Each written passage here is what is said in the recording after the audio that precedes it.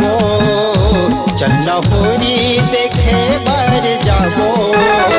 चल धनोरा बाबा के दरबार माँ, चल धनोरा बाबा के दरबार माँ। चल नहोरी देखे बर जाबो, चल नहोरी देखे बर जाबो।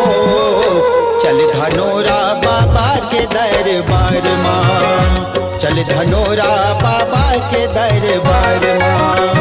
चल धनोरा बाबा के दरबार माँ, चल धनोरा बाबा के दरबार माँ।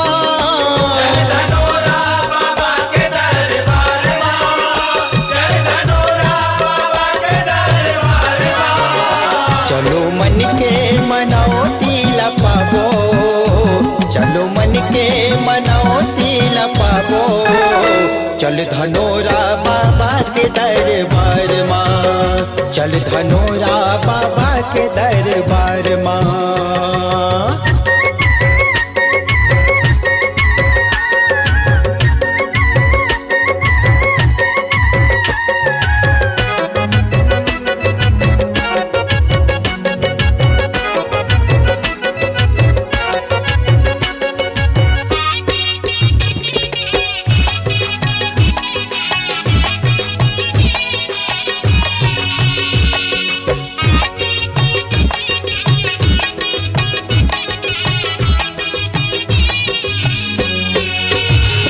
जब हावे धानोरा गाँव के होली, चलो देखे ला जाबो धर के टोली। चलो देखे ला जाबो धर के टोली, चलो देखे ला जाबो धर के टोली। नहीं हो वही हास्य उठी ठोली, बोल ले बो माया के मीठ बोली। बोल ले वो माया के मीठ बोली, बोल ले वो माया के मीठ बोली। भूत पैरत शैतान ला भगाबो, भूत पैरत शैतान ला भगाबो।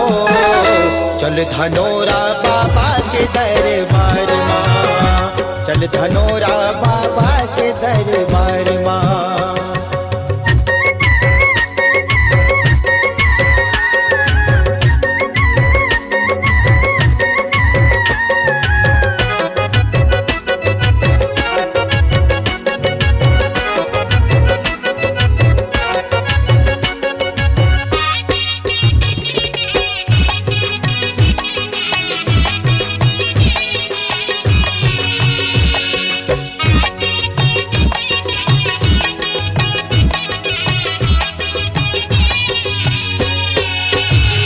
हरी नरियर औ कपड़ा सकला थे, कचली मऊ माखीला गड़ा थे।